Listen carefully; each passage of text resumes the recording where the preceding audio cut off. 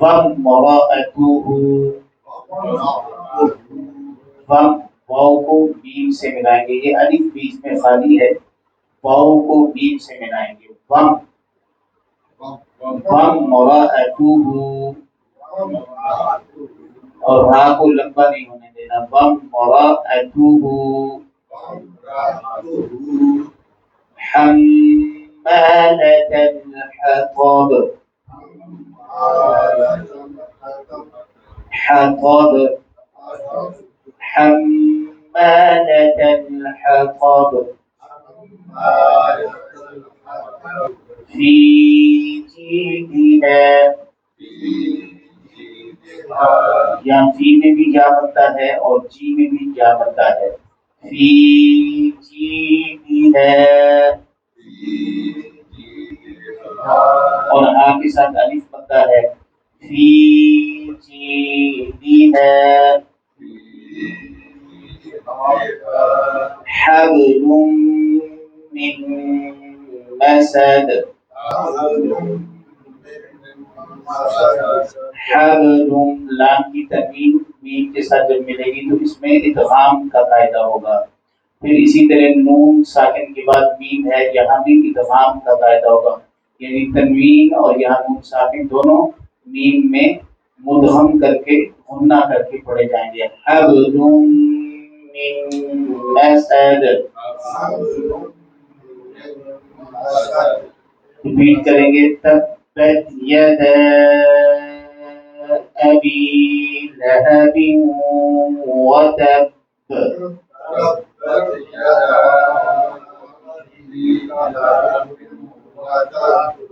یہ بات کے اوپر شد ہے، لہٰذا یہاں پہ ذرا زور دے کے وقف بھی کریں گے اور اس پر زور بھی دیں گے، وتب، حروف قلقلہ ہم نے پڑھے تھے قاف قاف با جیم دال، تو حروف قلقلہ میں جب کسی حرف پر شد آ جائے تو اس میں قلقلہ سب سے نمایاں صورت میں ادا کیا جاتا ہے، وتب، میں اب نون کے اوپر کھڑی زبر ہے، آگے یا جو ہے یہ پڑھنے میں نہیں آ رہی، نون کا جو کھڑی زبر ہے اس کو الف المقصورہ کہتے ہیں، اس کو لمبا کر کے پڑھا جائے گا، میں اب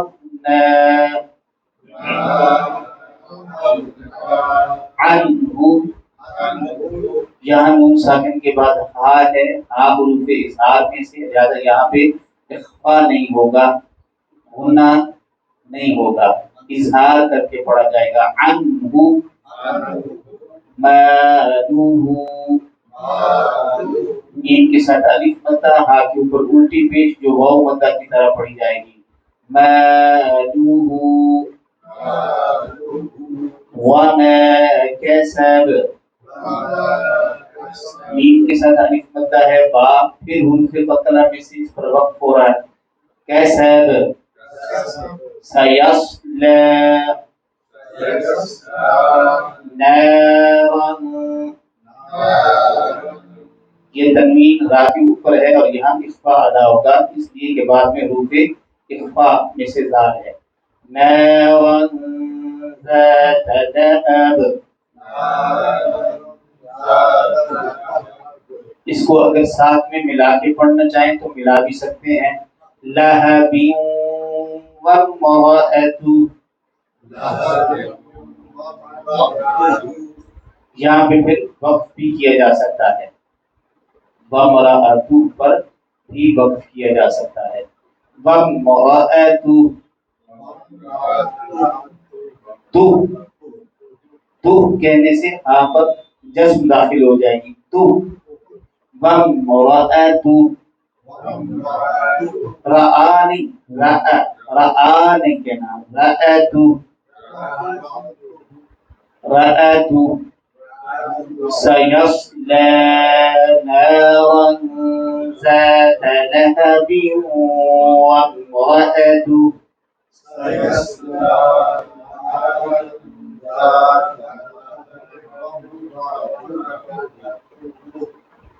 حمالة الحطب، یہاں حما میں الف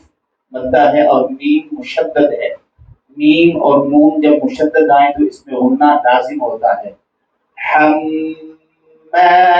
الحطب في جيدها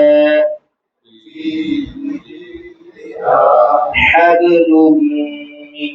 مسد. ترجمہ تبت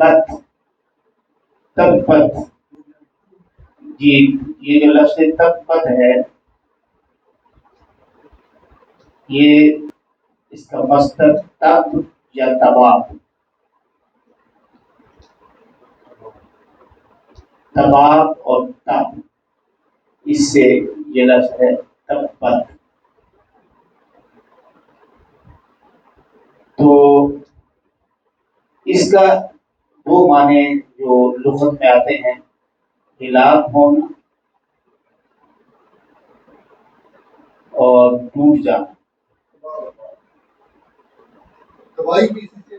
ہلاک ہو جانا، ہلاک ہونے کو آپ تباہی بھی کہہ سکتے ہیں، لفظی معنی ہے اس کا ہلاک ہونا یا پھر ٹوٹ جانا.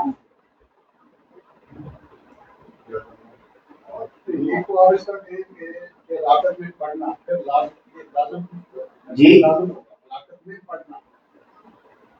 ایک صورت ہے اس کے معنی کی ہلاکت میں پڑھنا اور یہ فعل لازم ہوگا، فعل لازم ہوگا. اور دوسرا ہوگا اس کا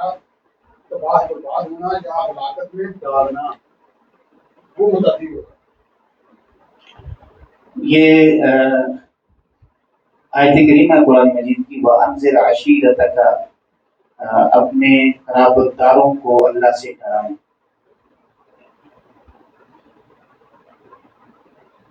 انذر عشیرتک الاقربین، یعنی قریش کو بطور خاص نبی اکرم صلی اللہ علیہ وسلم کو فرمایا گیا کہ ان کو اللہ سے ڈرائیں. تو حضور نبی اکرم صلی اللہ علیہ وسلم نے ابو بنی فہر اور بنی ادئی، یہ قریش کے قبیلے ہیں، ان کو آواز دے کر بلایا. تو تمام قریش تقریباً اس میں شامل ہوئے اور جو خود نہ آ سکا اس نے اپنے کسی نمائندے کو بھیج دیا. ابو لہب یہ بھی آیا. اس کا نام ابو لہب نہیں تھا، اس کا نام تو تھا عبد العزا. عزا بت کا نام ہے تو اس کا نام تھا عبد العزا، عزا کا بندہ. تو یہاں اس کو ابو لہب اللہ پاک نے کہا تو اس کی وجہ یہ ہو سکتی ہے کہ لہب کا معنی شعلہ ہوتا ہے.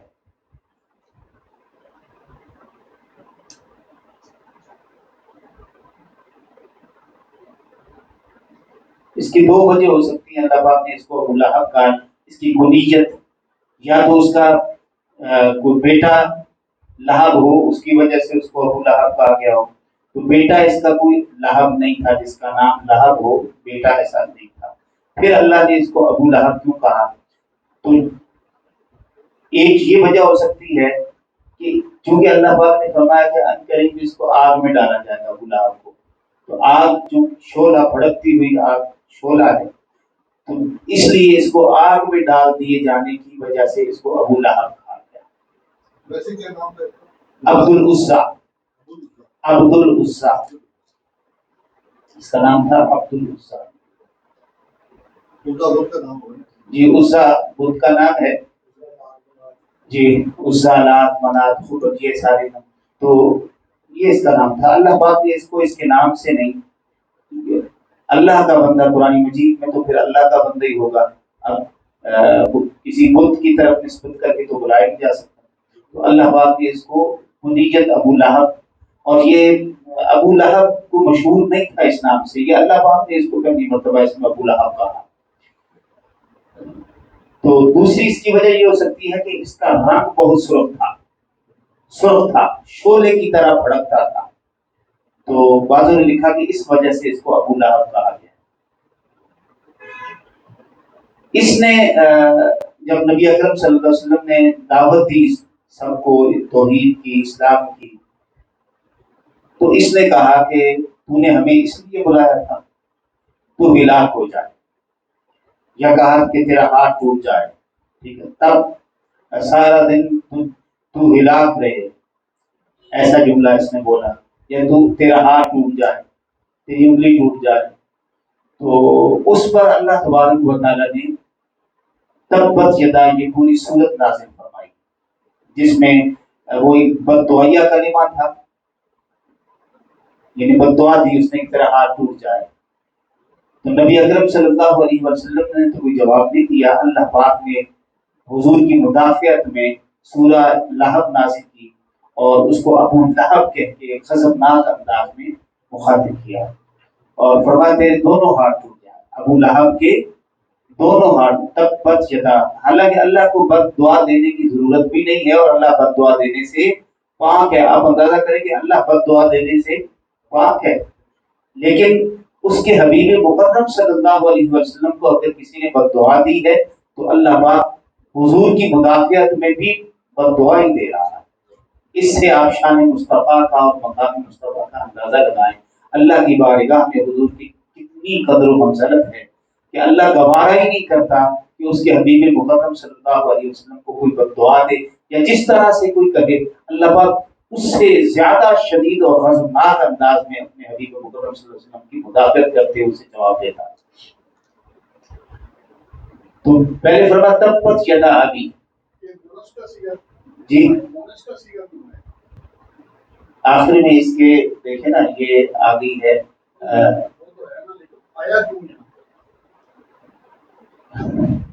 آپ کہہ رہے ہیں کہ یدا جو ہے یہ ہاتھ جو ہے یہ مذکر ہوتے ہیں، پھر ہاں تو جواب بھی آپ نے خود ہی دے دیا تو اسی لیے اس کے لیے مؤنث سسٹم ہوگا. لیکن میں جو پھنسا ہوں وہ یہ ہے کہ فرقاً دیکھیں اللہ کی ذات کو دو تو ہے نہیں، یا اللہ سے بھی بڑا ہو دوسرا اللہ تو ہے نہیں. اللہ کی ذات جو ہے وہ ساری طاقتوں کا ایک سورس ہے، اس سے بڑا کوئی سورس نہیں ہے، وہ خود ہی پاورفل ہے، کوئی سائن نہیں. جب اس کا وہ بد دعائیہ کلمات پھر اللہ کس کو کہہ رہا ہے آپ یہ پوچھنا چاہ رہے ہیں. میں نے اس کا جواب آپ نے توجہ نہیں فرمائی، میں نے اس کا جواب دیا ہے اور میں نے یہ الفاظ جو آپ کہہ رہے ہیں یہ میں بھی کہہ سکتا تھا، میں نے نہیں کہے، لیکن میں نے اس کا جواب یہ دیا ہے آپ کو کہ اللہ پاک نے حضور نبی اکرم صلی اللہ علیہ وسلم کی مدافعت میں چونکہ اس نے بد دعائیہ کلمات کہے تھے تو اس کا جواب بھی اللہ کی طرف سے پھر بد دعائیہ ہی آیا. اس میں نو ڈاؤٹ کہ اللہ سے نہ کوئی بڑا ہے اور نہ ہی اللہ کسی کو بد دعا کے لیے اس کی طرف جو ہے وہ اس کو پیش کر رہا ہے، ہاں نہ ہی ضرورت ہے. اللہ پاک اس کا جب دیکھیے اللہ پاک کو ضرورت بھی نہیں ہے، اللہ پاک اس کو اسی وقت کے لاکامہ فرما دیتے، اس کو تباہ و برباد اور ہلاک کر دیتے. اللہ کا امر بھی نہ آتا، اللہ فوراً غضبناک ہوتے اور اس کو شدید عذاب میں مبتلا کر دیتے کہ سب کو جاتا. لیکن یہ سب کچھ کیا اللہ پاک نے، لیکن جیسے اس نے زبان سے نبی اکرم صلی اللہ علیہ وسلم کی گستاخی اور اہانت کی تھی اور حضور کو بد دعا دی تھی، اس پر اللہ پاک کا غصہ اور غضب کا عالم یہ ہے کہ اللہ پاک نے بھی اس کو اسی طرح کا ہی جواب دیا. یہ بالکل اسی طرح سے قرآن مجید میں اب کئی مقامات پر ایسے کئی مقام، ایک نہیں، میں نے اس دن سورہ کوثر میں غالباً ڈیٹیل سے عرض کیا تھا کہ لوگوں نے نبی اکرم صلی اللہ علیہ وسلم کو مجنو کہا، ولید بن مغیرہ نے حضور کو مجنو کہا. اللہ پاک نے پہلے تو ارشاد فرمایا کہ ما انت بنعمت ربک بمجنون، فرمایا میرے حبیب مکرم آپ اپنے رب کے فضل سے مجنون نہیں ہیں. ٹھیک ہے، ایک تو حضور کی تعریف فرمائی، پھر اس کی 10 اللہ پاک نے اس کے 10 عیب گنوائے. اس نے حضور پر عیب لگایا تھا کیا مجنون ہے، اللہ پاک نے اس کے 10 عیب گنوائے، یعنی وہاں بد دعا نہیں تھی، اس نے عیب لگایا، اللہ پاک نے اس کے عیب سارے ظاہر کر دیے، اس کے اندر یہ خرابی یہ خرابی یہ خرابی ہے، حتیٰ کہ اللہ نے فرمایا کہ یہ ہے ہی حرام زادہ. قرآن مجید میں اللہ پاک نے فرمایا یہ حرام زادہ. اب اتنی مطلب وہ ولد الزنا تھا تو آج تک اگر اس کی بات مخفی تھی تو اللہ پاک نے اس کا وہ عیب بھی کھول دیا. اللہ وہ جو فرماتا ہے کہ خود ستار العیوب ہے، عیبوں کو چھپانے والا ہے، لیکن جب آپ دیکھیں کہ اس کے حبیب کی بات آتی ہے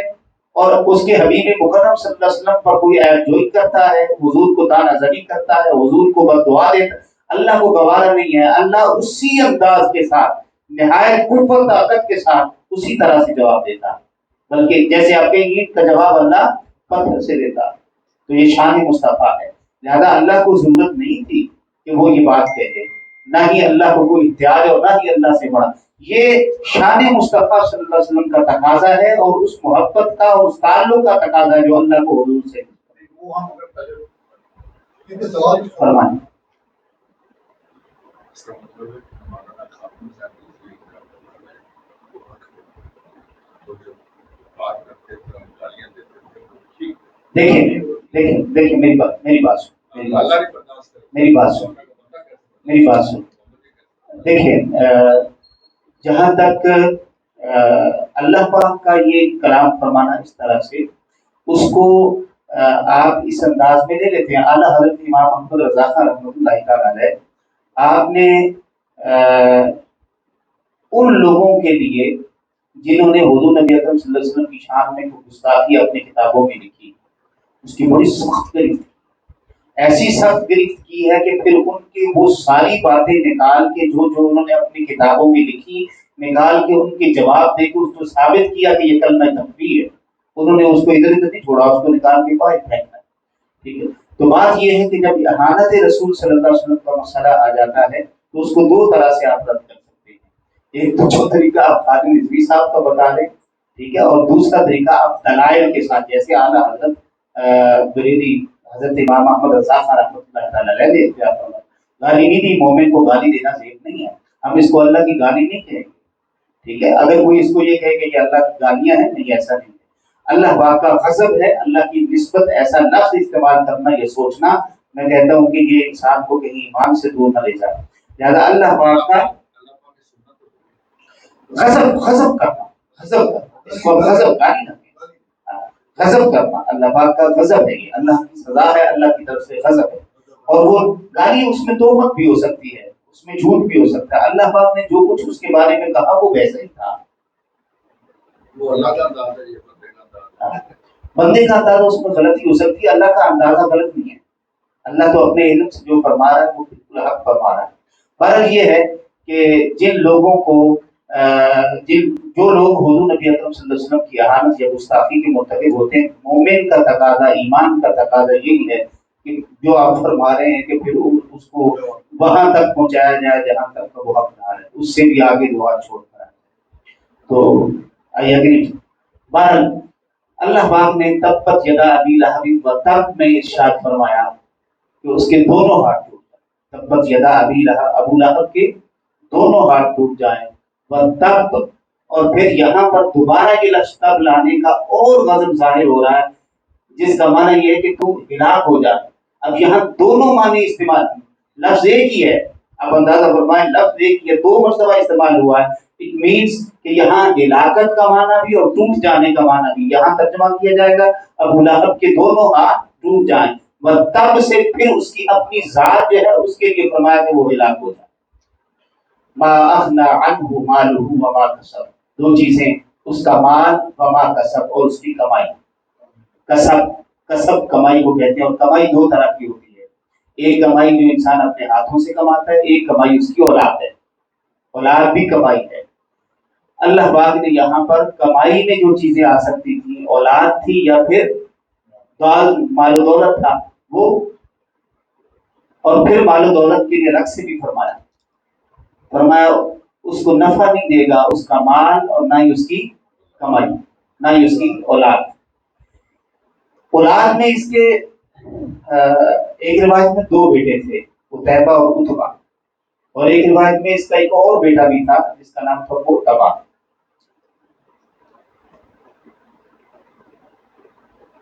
عتیبہ، عتبہ اور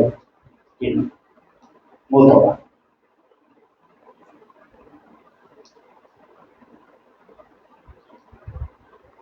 یہ جو عتیبہ تھا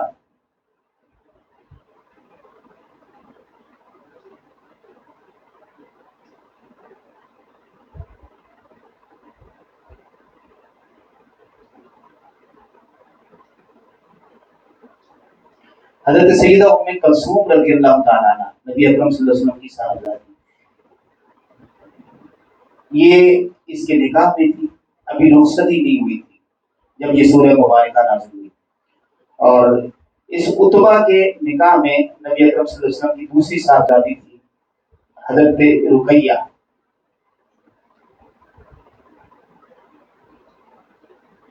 رقیہ رضی اللہ تعالیٰ عنہ۔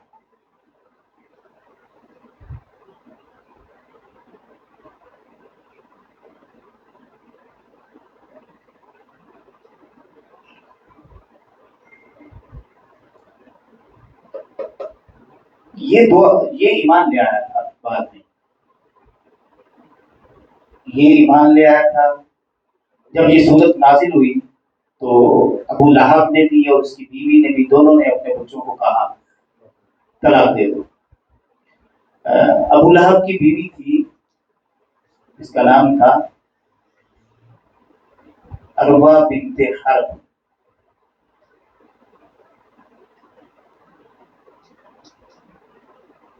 بن امیہ، یہ ابو سفیان کی بہن،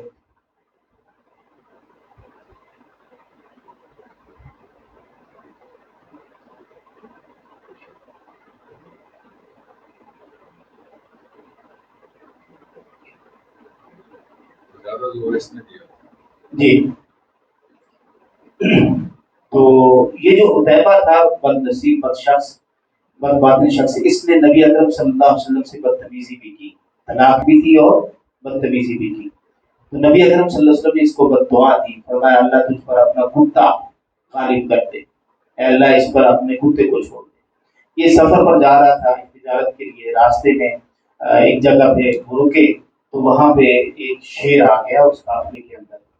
اور وہ سب کو آگے اسمیل کرتا تھا، ساروں کے اندر سے اس نے چکر لگایا، پھر وہ عتبہ کے پاس پہنچا، عتیبہ کے پاس، اس کو اس نے گردن سے پکڑ کے ہلاک کر دیا، مار کے چیر پھاڑ دیا اس کو۔ ابو لہب جو ہے یہ اس سورہ مبارکہ کے چند ہی دن بعد حضرت ام فضل رضی اللہ تعالیٰ عنہ، انہوں نے خیمہ کی چوک اس کے سر پہ ماری تھی، اس سے یہ شدید بیمار ہو گئے، اور بعض روایات میں کہ اس کو ایک پھنسی بن گئی، وہ پھر کینسر کی صورت اختیار کر گئی، جیسے کینسر ہوتا ہے یا تعاون ہوتا ہے ایسے، اور اس کی ہلاکت ہوگی دنوں کے اندر، اور اس کے جسم سے ایسی بدبو پھیلی کہ گھر والے اس کو ہاتھ نہیں لگاتے تھے جا کے، اس کے بچے اس کو دفناتے نہیں تھے، کئی دن سے اس کی لاش گھر میں پڑی رہی، 3 دن تک لاش پڑی رہی۔ حضرت منافع کہتے ہیں کہ میں نے کہا کہ کم از کم اس کو دفنا ہی دو، ان کا کہ اس کے جسم سے اتنی بدبو آتی ہے اور ایسی بیماری ہے کہ ہمیں ڈر ہے کہ ہم اس کو ہاتھ لگائیں تو بیماری ہمیں نہ لگ جائے۔ ان کا نہیں، کوشش کرو میں بھی تمہارا ہاتھ بڑھاتا ہوں۔ پھر وہ سارے مل کے ان کے اوپر سے پہاڑ سے انہوں نے پھینک دیا نیچے، وہ اوپر سے پتھر گرا دیے، دفنایا نہیں گیا اس کو۔ ایسی اس کی ہلاکت، یہ اس موت ہوئی، تب تک چلا ابھی حبیب وقت۔ اصل ایک چیز بتائیں کہ جیسے ابو لہب جیسا اس کا تھا، اس کی بیوی، اس کے 2 بیٹوں کو 2 اپنی بیٹیاں دی، ابو سفیان جو تھے جو کر رہے تھے ان کی بیٹی سے شادی کی، ان کی بہن سے، یہ ان کی بہن، ابو سفیان کی بیٹی سے شادی کی نا، ہاں ابو سفیان کی بیٹی، ابو سفیان کی بیٹی، بیٹی سے خود شادی کی، ہاں بیٹی، اپنی بیٹیاں ان کے بیٹوں کو دی، کیوں کیا یہ تو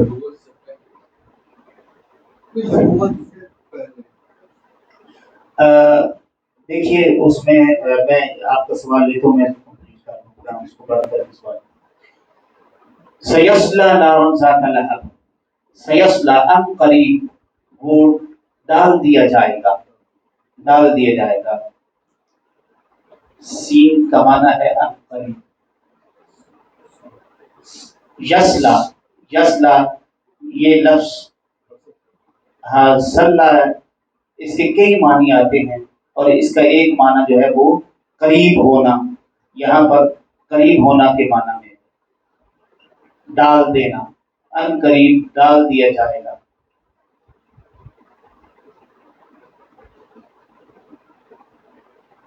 نارن آگ میں، ذات لہب ابو لہب، ابو لہب کو عنقریب آگ میں ڈال دیا جائے گا، وامرأتہ، اور اس کی بیوی کو بھی، حمالۃ الحطب، حمال اٹھائے ہوئے، حطب لکڑیوں کا گٹھا، وہ نبی اکرم صلی اللہ علیہ وسلم کے راستے میں لا کے لکڑیوں کا گٹھا کانٹوں والا پھینکتی تھی، بچھاتی تھی۔ تو اللہ پاک نے اس سورہ مبارکہ میں اس کے اس عمل کو بھی ظاہر کیا۔ وہ پھر نبی اکرم صلی اللہ علیہ وسلم کے پاس آئی، حضرت ابوبکر بھی آپ کے پاس کھڑے تھے۔ حضرت صدیق اکبر رضی اللہ تعالیٰ عنہ عرض کرنے لگے، یا رسول اللہ آپ سائڈ پہ ہو جائیں، یہ بڑی بدتمیز سی عورت ہے، تو آپ کو بکواس کرے گی تو اچھا نہیں ہے، آپ سائڈ پہ ہو جائیں۔ تو نبی اکرم صلی اللہ علیہ وسلم نے ارشاد فرمایا، فکر نہیں کرو، یہ مجھے دیکھ ہی نہیں سکے۔ پھر وہ آئی اور اس نے آ کے حضرت صدیق اکبر کو مخاطب کیا اور کہنے لگی کہ تمہارے نبی نے مجھ پر اس طرح سے باتیں کی ہیں، میری مطلب اشعار کی صورت میں میری بے عزتی کی ہے۔ تو حضرت صدیق اکبر رضی اللہ تعالیٰ نے فرمایا کہ ہمارے نبی صلی اللہ علیہ وسلم نے کبھی شعر نہیں پڑھے، کبھی شعر نہیں کہے۔ پھر وہ چلی گئی۔ تو پھر آپ صلی اللہ علیہ وسلم نے ارشاد فرمایا، ابو بکر جب تک وہ ادھر کھڑی نہیں ہے نا، تب تک اللہ نے میرے اور اس کے درمیان ایک فرشتے کو حائل کر دیا، یعنی وہ دیکھ نہیں سکی حضور نبی اکرم صلی اللہ علیہ وسلم۔ حمالۃ الحطب، جو لکڑیوں کا گٹھا اٹھائے ہوئی تھی، فی جیدہا، اب اس کی کنڈیشن کیا ہوگی آگ میں ڈالے جانے کی؟ اس کی گردن میں، جید کا معنی ہے گردن، اس کی ضمیر ہے، اس کی گردن میں حبل، رسی کو کہتے ہیں، من مسد، من سے اس قسم سے، مسد بٹی ہوئی، وہ کھجور کی کھال کی بٹی ہوئی رسی کے ساتھ اس لکڑیوں کے گٹھے کو باندھتی تھی۔ اللہ پاک فرما رہے ہیں کہ اس کی گردن میں وہی بٹی ہوئی رسی ہوگی۔ اب رسی جو ہے وہ جل جائے گی، ختم نہیں، جیسے جسم جلنے کے بعد کافروں کا دوبارہ پھر اسی طرح سے رہے گا، جلے گا پھر اسی طرح سے، جلے گا پھر اسی طرح سے، جلے گا پھر اسی طرح سے، اسی طرح اس کے گلے میں جو رسی ہے وہ بھی جلے گی پھر اسی طرح سے ٹویسٹ کی جائے گی، جلے گی پھر اسی طرح سے، یعنی اس کو مسلسل عذاب جو ہے وہ گلے میں رسی ڈال کر کے عذاب کے اندر دیا جائے گا، یا پھر رسی جو ہے اس سے مراد آگ کی زنجیر ہے، آگ کی زنجیر ہے اس کے گلے میں ڈال کر کے اس کو عذاب دیا جائے گا۔ تو اللہ پاک نے یہاں پر آپ اندازہ فرمائیں کہ کوئی کسی کے دوست کو، کسی کے محبوب کو اگر کوئی تانا زنی کرتا ہے، کوئی ایسی بات کرتا ہے، تو دوست پھر کیا تقاضا کرتا ہے؟ وہ اس کو جواب دیتا ہے، لیکن اس سے زیادہ شدت یہ ہوتی ہے کہ وہ اس کے ساتھ ساتھ یہ کہتا ہے تو ہی نہیں، میں تیرے بھائی کو بھی نہیں چھوڑوں گا، تیرا پیو بھی بچ، تیری ماں بھی بچ، ٹھیک ہے۔ یہاں اللہ پاک نے کچھ اسی طرح کا طریقہ اختیار فرمایا ابو لہب تو بھی، تیرے بچے بھی، تیری بیوی بھی، تیرا سارا گھر مار، تیرا سارا ٹبر، سب کے سب ہلاک ہو جائیں، تباہ و برباد ہو جائیں اور جہنم میں ڈال دیے جائیں۔ تو اس میں نے عرض کر دیا کہ دو بیٹے جن کے بارے میں عتبہ اور متبہ جن کا ذکر کیا گیا ہے، یہ جنگ حنین میں شریک ہوئے، ان کے ایمان کو مخفی رکھا گیا تھا، نبی اکرم صلی اللہ علیہ وسلم نے ان کے ایمان کو مخفی رکھنے کا حکم فرمایا۔ یہ ایمان لے آئے تھے، انہوں نے بھی بدتمیزی نہیں کی، ٹھیک ہے۔ یہ پھر جنگ حنین میں بھی شریک ہوئے۔ جی مسلمان، کیا سوال تھا؟ کوئی سوال آپ نے کیا تھا یہ وقت؟ میں